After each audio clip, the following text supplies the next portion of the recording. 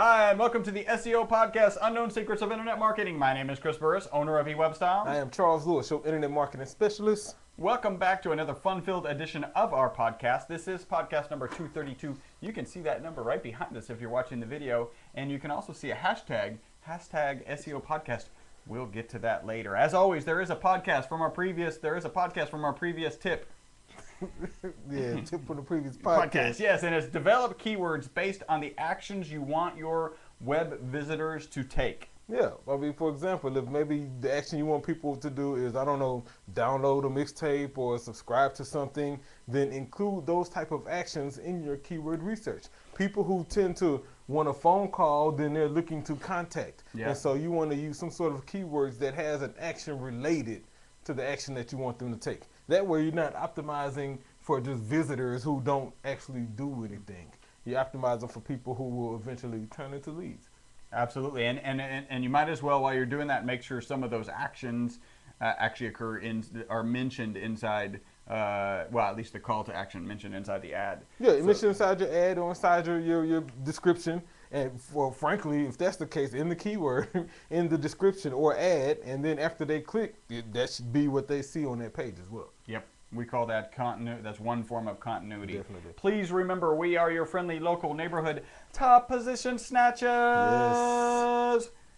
That was good. Yeah, that's good. Pretty good. Where our mantra is, Don't be a douche. a douche is not a good look. I don't know where the Italian guy came from. That would sound like Luigi from Mario It's not a Brothers. good look. You don't want to be a douche. All right. Tweet now if you can. There's a couple things that you could tweet. Really, there's two things that you could tweet, or we could combine them into one. Chuck, take it away. This right here that's behind me, hashtag SEO Podcast. Be sure to tag us in it at Best SEO Podcast at eWebStyle. That way we can follow you back and do all of our social stuff.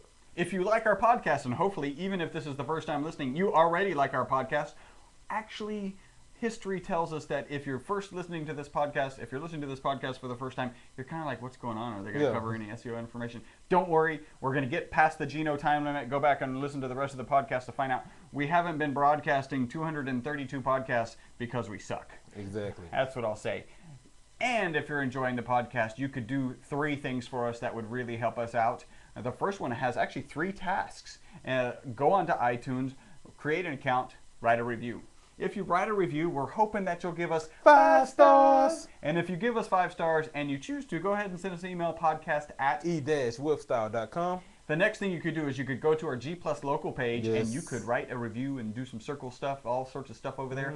And we made it really, really, really easy for you to get to our G Plus local page. What that blog post said is, I was going to say minified, but Minified, yeah, simplified.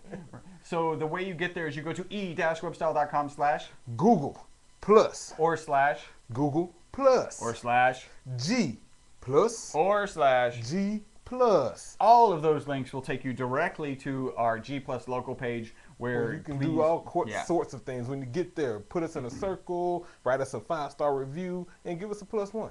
Cool. The final thing that you could do for us, like us on Facebook. Our Facebook page is facebook.com / eWebstyle. And when you're there, over on the right down a couple sections is an area where you can write reviews. You could go ahead and give us a 5 stars review over there. We would really appreciate it. And while we're covering all the social media, I want to say all the ways you can stalk us and hunt us. Facebook.com / eWebstyle. Twitter.com / eWebstyle. YouTube.com / eWebstyle. and Instagram.com / eWebstyle. I think that's all of them. I even got the Instagram in there. Yeah, you did. By the way, if you don't know, and we had to do this a long time ago, we also do websites. Yeah. I'm just going to let you know we also do websites, and we do great search engine marketing, internet marketing in general. In fact, if you have an SEO customer that comes to us, that you send to us, and they pay their bill, you can get paid. That's our referral program. It Pretty plays simple. cheddar. Next, we have a free website analysis on our website, our new website, which, by the way, apparently everyone is reading the free website analysis. Remember when we used to say we were a little behind? We're a little bit more behind now. And, Man, I'm talking about site launch and yeah, remember that commercial when they're like launched it? This is, man, maybe 4 or 5 years ago. They're like, hey, we're launching our website, and they're all standing around the little laptop, and the laptop goes, cha-ching, and everyone's like, ah! ah, and then it goes cha-ching, ah, cha-ching, ah, brrr. Dead silence. Yeah. That's how it was. It was like, whoa. We Yeah. got some Some phone work to calls do. to make. And I've been cranking through them. I mean, got an agreement and some other things, and so we'll get to you. Yes. We'll get there. Cool. And any Algo Cat? So a little bit. Okay. A little bit, actually. All right, wait. So now's for the section called the Algorithm Cataclysm. I forgot I read this earlier today, actually. So Google is remember they released Carousel last year. Yeah. And so Carousel was really for like events and restaurants and things like that. But Hotels. Yeah. hotels and other Yeah, I think venues. So Google is experimenting with showing products Right across in the top. carousel. Duh. Makes sense. And so and those will be fed directly from your merchant account that has to work with AdWords now. So your Google-based merchant deal. Yeah. So I think that's pretty cool. I think it's a better way to show them than a little kind of six-pack they were showing. Yeah. Might as well put them in the carousel. That Yeah, way I you can think- just. Exactly. I had that sound in my head when I did it. I don't want to use the first one. That one. Yeah, that one. That was good. Yeah, I heard the stop Just sound. stop That it. was pretty good.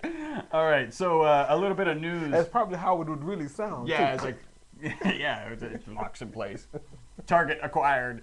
All right, so we in our news we've got a little bit. It's Zuda Pocket Printer. This is kind of cool. It's a little like device that you set on a piece of paper, and it prints. So you can imagine. so it like crawls on the paper. across. It's an ink. Isn't that so smart? Yeah, that's It's kind like of cool. why Like, it I'm gonna hasn't print anyone. this for you. Like, yeah, we need that. I'm Yeah. gonna print this contract right now. From your From your your phone, phone? from any device that it can possibly connect to. Yeah. Wow. That's kind of cool. It is a what kind of I can't remember Kickstarter. It's a Kickstarter thing, so it'll be out soon. That's kind of cool. I want one. right. Like it's cool. Now you got to set it in the right place and all that Yeah, stuff. probably Anyway, got to program the fact that this is an 8.5 by 11 size sheet of paper and blah yeah, blah blah. But you're starting in the upper left corner. Anyway, very cool. I thought this was really cool. A Chinese company has created 3D printed houses. You know how you can make 3D models? Mm-hmm. So they just made a really big printer that does concrete. They printed a house. really, Yeah. I mean, it's a small house. but still, They printed a house. Less than $5,000. They already have a contract with the government because Yeah. they need housing over there. Remember, once upon a time, there were 2 Chinamen. Now look how many there are. Benny Hill, go. That's most of you will probably have to look up Benny Hill to know what that is. yeah, that was all right. I used to watch him way back in Oh, the day, yeah. late night TV, black and white. He Oh, came yeah. on and There was only one reason to watch. yeah, because he was Had scantily clad women all over his TV. It was great. The other thing that was interesting, kind of the opposite end of the 3D printing, is 3D printing artificial eyes. So welcome, sir. Would you be interested in our houses or an eye? yeah. Well, if you need artificial eyes, then you probably Probably want the artificial eye. Yeah. By the way, if you get an eye, we throw in a house. You just have to provide a lot of land. All right, which is quite small. So this was interesting. Yahoo exec let go. He worked only 15 months. Oh, 3.8 million per month. Yes. That guy. $58 million parachute. Yeah. I don't know. And like Wall Street wonders why America's mad. Like 15 months. Yeah, I saw that article. He's making $3.8 million a month. Yeah, stupid. All right, and then this is interesting. So we all remember our what from last time was Heartbleed, right? Mhm. And this hack and the availability because of I need to ask OpenSSL and all John that about stuff, that. huh? I'm thinking Yep. about a client. So yeah, that would be a good client to ask. So the Canadians arrested a Canadian teenager who used the Heartbleed opening to get into the Canadian tax system. Like, so you can just see a teenager. This will be cool. Yeah. And then Then they actually yeah, do it. No, it won't be cool. There is nothing cool about getting arrested. So they actually had to delay filing Canadian taxes by a week. Oh. Right? So they shut down the website. So you could not file your Canadian taxes for a week. Like, I think that makes it the most, I didn't get through all of the article. I think it Wow. makes it the most expensive hack Ever. in history. Ever. Wow. That's just, it's kind of cool though, a little bit. Like, he actually did it. yeah. The fact that he actually pulled that off. It No, sucks he that got arrested. I know, he's going to jail Yeah. probably for a really long time, but he shut down. Yeah, he postponed taxes. You know, that's kinda cool. That's how I'm there's some saying. like 0.5% of the Canadian Was like, population yes, who that need kid that is a week. god for them, right? It's like, I need that week because my taxes not done yet. Wow. All right, a couple reviews. This one, the title is Great Mix of SEO News, Education, and Fun. We give it a 5 stars. This is from Evgen from Australia. Yeah. Oh, Yeah. So I couldn't think of one. I was trying to come up with Oh, there Australian it is. accent. EV Gen Y new. Right? I don't know. Yeah, that's the This same thing I said. podcast is so, yeah, it got much clearer but when I tried to articulate Clarify that. it, yeah. This podcast is so good that I write short summaries of each episode and email them to my colleagues at the office. Wow. Wow. Read that line again. I hadn't read this yet, actually. This podcast is so good that I write short summaries of each episode and email them to my colleagues at the office. Now our Google search impressions are growing like crazy. Thank you so much, guys. I put podcast at e-webstyle.com on that email list. Yeah, send the email to us. That's awesome. We'll I'll wow. post it and Yeah. link back to you and Wow. Thank you, Evgen. yeah, and the phonetic spelling of that name. What you accomplishing there? Yeah, because I'm missing something. Man, I just read that. That's pretty awesome. Yeah, that's pretty cool. I write short Punch in the summaries face of to you, each dude. episode and That's like- email them to my colleagues. When did you start, right? Like, how Yeah. long have you been doing that? That's awesome. All right, Richard Dowdy. I wonder if he writes the summary of the potatoes part. Probably not. That's my part. That sucks. You suck. Evgen Punch in the Y face, new. dude. Yeah, punch in the face. Richard Dowdy, maybe you guys can answer this question. So this is a question. Actually, let me cover the reviews. This is Juan Hasun. It says, great podcast. Love the info, guys. Boom. Thank you. And then we've got two questions. One is Richard Dowdy. Maybe you guys can answer this question for me. Hopefully we can. I'm helping a relative with their business site. They have the site created and hosted by Web.com. Web.com was charging a crazy amount per month and not doing much as far as optimization and SEO, so he asked that he help. He purchased the rights to use the domain name, so he owns the domain name. But the price for the site design was way too much, still there. He retains the right to the content as he created it. We will be changing hosting and building the site again. With the pages already being indexed, do I run the risk of dupe content? What else do I need to consider before starting to work on this project? Well, if you took Great, the first, dope, great question, right? phenomenal Punch question, in the face, punch in the Richard face Dowdy, for yeah. choosing us to even answer it. Yeah. I don't think you run a dupe content issue because you're taking a domain name, and so essentially that site goes away. Is my understanding Yep. because you're Well, Web.com is not going to leave it up once you stop yeah. Once paying. you stop paying, they're gonna take it offline anyway. So Yeah. I would be sure to not only get your content that's posted, but look at the URLs. If that site Yes. does have any ranking, look at the URLs for each page of content you have on there and copy those. Maybe put them on a spreadsheet or something like that, because it's likely that they're web.com, so they're probably .web something or another or whatever. And if it is HTML, then they're probably .html or .asp or .php or something like that. Right. And hopefully you'll be moving over to, let's say, WordPress. And so you'll want to redirect those URLs. Yeah, you can use a tool like Xenu, Xenu. Yeah, good Go to tool. Xenu.com. I think that's it. If not, just Google Xenu site, whatever, Something. robot, something. And it'll scan your existing website as it is. Make sure you do it before you shut it down. And then let that'll you give you the list all of of the all the URLs URLs. you have. It'll also point out all your broken links and stuff, so you'll know what to fix. And we run it after we launch a website to make sure, you know, there's Well, no usually one or broken two links. broken links, so we fix that. And then, yeah, like Charles said, make sure you do the 301 redirect. Because remember, the entire internet is going to stop going to web.com, and they're going to start going to whatever server you have and with your domain. So now you've got full control. If somebody linked to you and they're trying to find that old URL, you Yeah. can tell, your server can tell that individual, hey, that's I'm not over there moved anymore. I'm over here now. permanently, which is Yeah. the 301. There you are. So make sure you do that. Good luck with that. Yeah, great question. Another question. John Liu. Did he know both of his names are bathroom reference? I don't know. On one of the I'm sure he did, right? Like he did not get through junior high without, on one of the podcasts, Chuck suggested WP SEO by Yoast as the top 3 pick out of the 3 that he previously used. Okay. Yeah, because we used Ultimate SEO and a couple others. Above the all in one. Yep.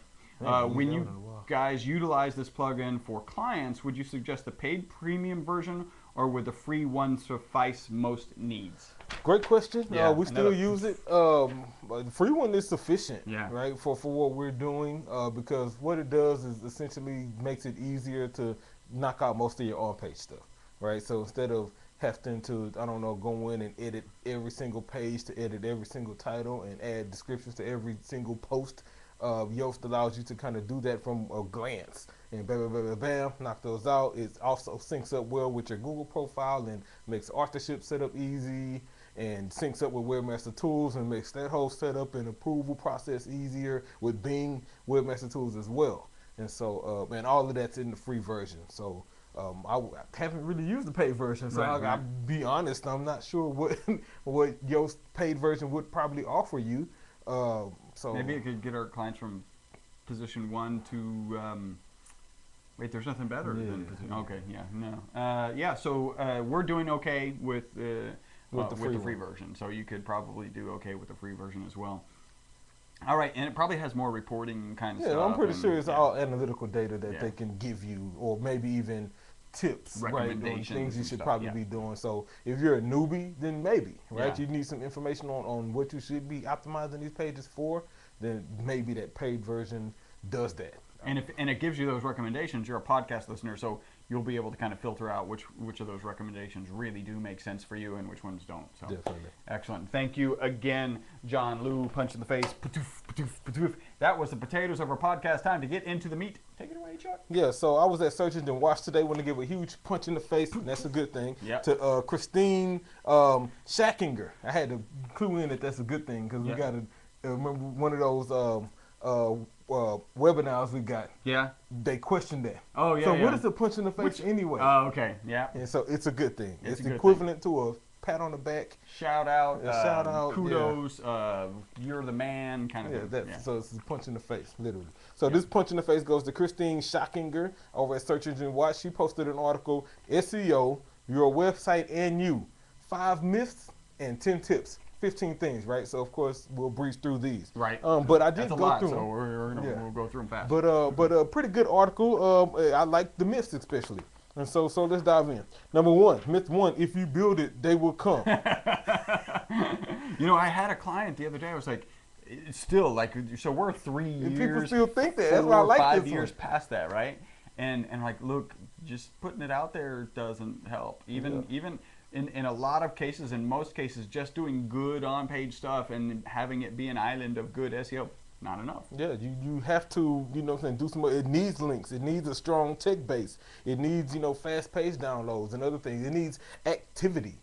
Like it needs constant refreshing. It needs updating. It needs fresh content. It needs to be relevant. It needs all of that and then some in order for it to eventually generate traffic, which turns into leads. Yep. So if you build, I don't care how awesome. If you're using a company like us, traffic turns into leads. Yeah. If you just build it, no, they won't come. No. It'll just be there. Yeah. You can everyone that you tell exactly where it is, they will go. They will find it. All of them, all 4. Maybe if you built it right. We've seen sites that didn't rank for the people for their own name. It's like, I'm not. Is your website down maybe for the last 9 months? Yeah. So myth number 2: link building is dead. Because it's not dead. Oh, wow. Matter of fact, it's alive and kicking. It's just kicking in a different direction. Yep. You have to be a lot more careful, a lot more strategic. They strategic. Yeah. A lot more strategic. We'll make that mean something in a minute. Yeah. But a lot more strategic in how you link build. Right. To be honest, a lot more natural. Long going to those guts blogging days for the sake of building links and submitting to 1,000 directories and all of that kind of stuff. Doesn't work anymore. Frankly, may even have a bad adverse effect on your link building. Significantly bad. That's called a manual spam action. Exactly. But link building is not dead. You have to be creative. So one of the things I like to do is give tips. So for example, if maybe you sell products, right? Then you should link over to the originator of those products if you're a reseller, right? Or maybe you're, we use AC repair a lot. Maybe you install AC and you're the biggest supplier or distributor in your area. Maybe you can get a link from American Standard or Rheem or whoever your manufacturer is representing. Exactly. Get those kind of links. Those are natural links. They're relevant to what you offer. And if you're not, then another thing you can do is create content. Create share-worthy content is what I wrote down. So, for example, instead of putting a video on YouTube, which I normally wouldn't recommend that, but you keep this exclusive viral video on your site, and the only way people can get to it is on your site, on that specific page. And then if people want to share it, make those share options available and just ask for the link. Yeah. That's a natural way to get links back to your site. Everybody may not do it, but most people will if you ask them to. Yep. Myth number three, using Google Analytics that lets Google spy on you. She said, yes and no, and I kind of agree with that. It yes and no. Yeah, so no, they're not spying, right, in regards to any negative thing like that. Right. But it does let them know, how much traffic you're getting. They already do some of that. That's how they know how to rank you. And I'm a firm believer, Chris differs on this a little, that I think they use some analytic data to influence.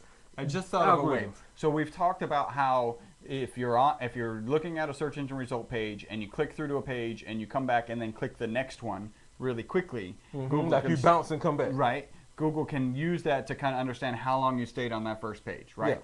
I think that they probably would use analytics to confirm that. To verify some data. Right? So page on site should be equivalent to page. Okay. Yeah. So I think they use them as independent silos of information, but may utilize them to make sure that their guesses, their estimates are correct. Kind of a check and balance. Exactly. I can see that. Because I don't think that they're using time on site that Google Analytics has to kind of say, hey, impact this site the results. Yeah. People who come here spend 20 minutes, so you should rank them higher. I don't think that happens. I think they may see that if, from the search result page, you click there, and then consistently people who click there 25 minutes later come back and click the next one. And they're like, okay, algorithm is working, check. Yeah, so they check it and then they use that data, not the actual on-site. Okay, I could almost. So it's kind of it's a yes and no, right? Yes and no, definitely. So myth number 4, ranking and then she put positioning in parentheses doesn't matter, and that's a myth. Is that an actual myth? Well, so I've heard some people say that ranking don't matter, but I think one of the keys here is why she put positioning in parentheses, because truthfully, it's not really about ranking anymore. Right. A lot of people call and say, I want to increase my rank. We even have you're right. Yeah. Or not even necessarily page rank, what I think you're thinking of, but just rank in regards to where you're at on the page. Frankly, we use placement. Yeah. Right. We focus on a certain placement. First, second, third. That's what we're focusing on. Exactly. Yeah. Because things change. Like she said, sure, there is no true top 10 anymore, and there isn't. Right, no. Because you get a set of local results, you get some paid results based on where you're located, you get personal results, and so your top 10 is going to be different from my top 10. And I'm speaking of search results when you search for a specific query, and so ranking in regards to that, knowing that everybody's going to get different results, is not really effective no more. It's all about placement in those results. I want to be placed in the local listings. I need to be placed in the paid listings. I need to be placed somewhere in the natural listings, preferably closer to the top.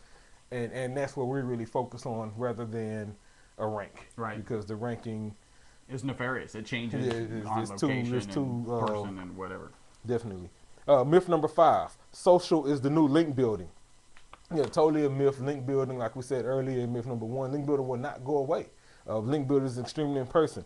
Now, I do agree. What she says that neither company is willing to, and neither company, referring to Facebook or Twitter, is willing to give Google consistent access to their fire hose of data. Right. And because of that, Google can't factor them into the algorithm. And that totally makes sense. Because Twitter was doing it at one point, and you could find Twitter results in the feed and in search results, and not anymore. They removed it. And because of that constant back and forth and bickering, if you will, Google just said, okay, fine, we just won't include any of your results in our search algorithm. Now, I will say social media has an inherent value that's probably more valuable than link building. Oh, Chuck, what does that mean? That means, let's say, like, if you're being socially active, right? You're getting shares, you're getting tweets. Those normally equal more website visits. More website visits normally equal more time on site. More time on site normally equals more conversions. More conversions tends to mean that's a better user experience. And if you have a better user experience, then your ranking usually goes up. And so I think all of that is applicable, right, with the use of social media. So social media is not the new link building, and that was very distracting, but it's not the new link building. So let's get into our top 10 SEO tips, right? So that was the 5 myths and the top tips. Number 1, she says use authorship, and I totally agree. Some people, authorship went down a lot. Yeah. When it first came in, it was the big deal. Everybody was doing it, and you could see images everywhere. And Google quickly cleaned that up. But you still must use it. But the key is only use it on your posts that are really good, right? Like if you have a really great article and this article is getting lots of traction, use your authorship there, because that image, when it does show up, still increases your click-through rate.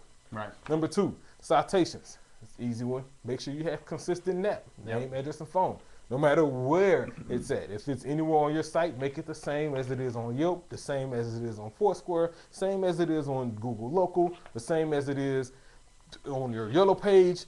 Wherever your company name and address and phone number is, make them identical. Right. If you use parentheses in your phone number, use parentheses everywhere. If you use suite in your address, use suites everywhere. Don't use suite here or ST here or pound sign here. No, keep it consistent. Number 3, the content. Interesting. She says 600 words per page. I could see that with Google shifting to having more content that's more that's better, frankly, and that's more informational.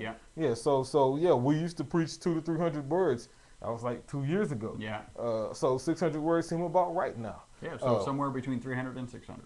Yeah. There you go. Number 4, URLs. He says make sure your URLs are absolute and not relative in the code. I could see that, right? You want absolute URL being the whole URL, ewebstar.com/SEO podcast, right? And not just /SEO podcast in the code. I think WordPress does a good job of rendering that the correct way, so I'm not entirely sure there. And then when I think about even analytics, when you're setting up conversions or goals, Google specifically says do not put the entire URL, only put /thank you or whatever it is. They know it. Exactly. And so I don't know about that one. Number 5, the alt attribute. Use it all the time. Yep. Period. Yep. On every page, on every image on your site should have an alt tag. Even if, I like this one, sometimes it'll be empty. And it just may be for some odd reason or not. But use the alt anyway. That one I don't know about, huh? So sometimes it will be empty, even if it's I can't empty. think of a way when it shouldn't be empty, because if I'm going to tag it, I'm going to put something in it. But and why use it if you're not going to put something in it? I got to disagree with that little tiny part of it. If it's going to be empty, don't bother. and if you're going to bother, put something by in. the way, you should bother. It's kind of like our Facebook rule, right? It's circular. You should do it and never leave it empty. So, number 6, page speed.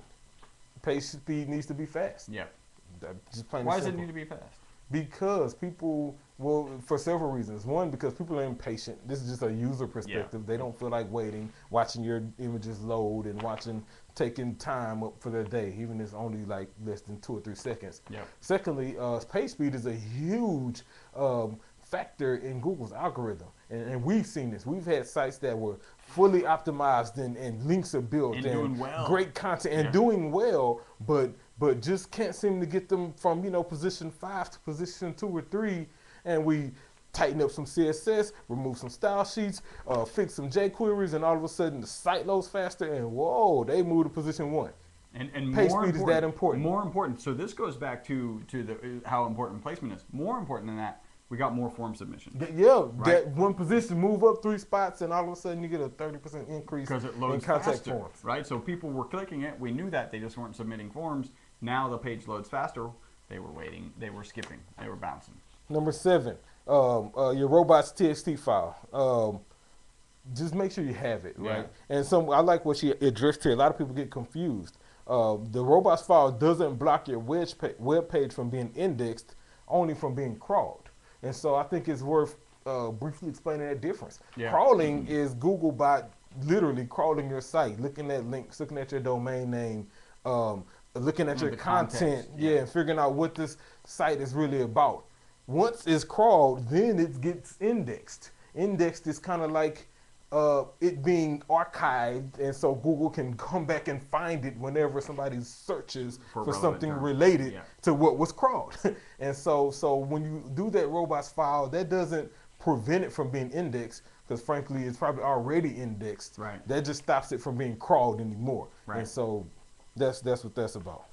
Number 8, penalties. If you've been penalized and you haven't addressed it yet, shame on you. Yeah, day one. Yeah, I mean, and penalties- you don't sleep until you've addressed it. Yeah, I mean, seriously, because the longer you stay penalized, the worse it get. And so I'll take this time to say, make sure you have Webmaster Tools set up.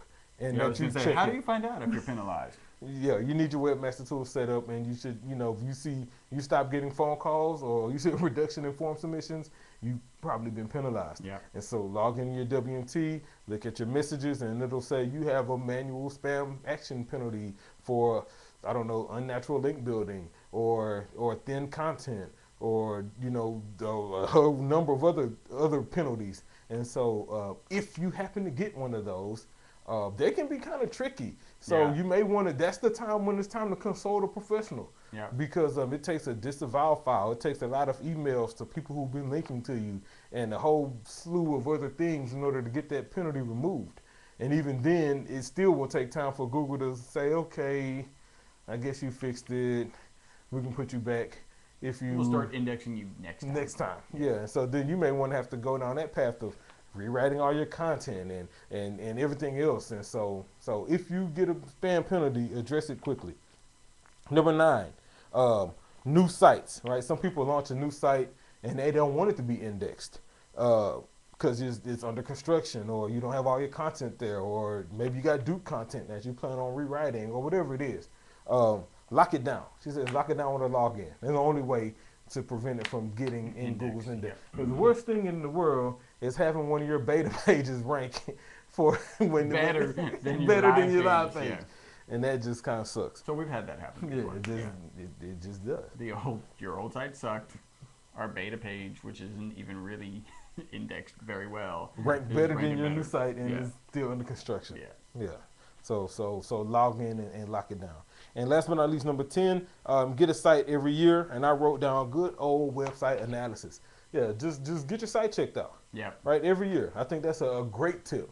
That'd probably be our tip. Get your site checked out every year. Yep. Just for, things like dupe content, bad links, your on-page SEO, page speed, is your social connectivity right? Does your form work? Is your phone number in the right place? That sort of deal. How does your layout work? Is your bounce rate too high? Like, look at those things at least annually.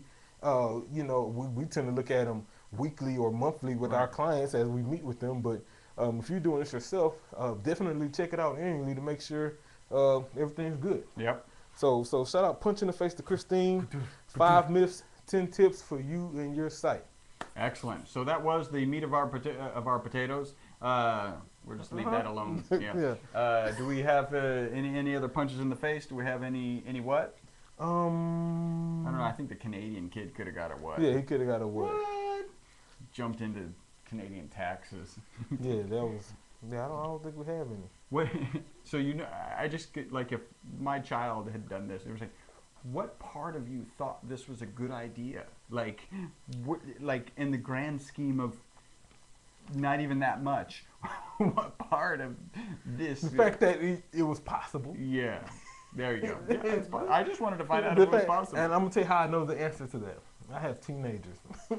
Yeah. And that's how. So one of the things I remember reading is sometimes, your mind isn't done developing until like 23 or something. Mm-hmm. So often when you're asking your teenager what were they thinking, they actually weren't thinking with their entire mind, because it's not all there yet. Exactly. So the answer that they give really makes sense to them. Yeah, it's like, oh, Even though I'm like, how can you not know? Yeah, today my son took a sheet of stamps and stuck them on our bed.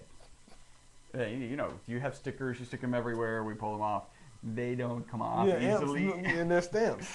Oh man, that was rough. Why do you keep touching things that you're not supposed to touch? If you don't have permission to touch it, just don't touch it. How hard is that? Apparently it's impossible. Yeah, because his brain hasn't developed. He Yeah, doesn't he's know like, that. Yeah, I gotta touch that to learn. sticker. I'm trying. Yeah.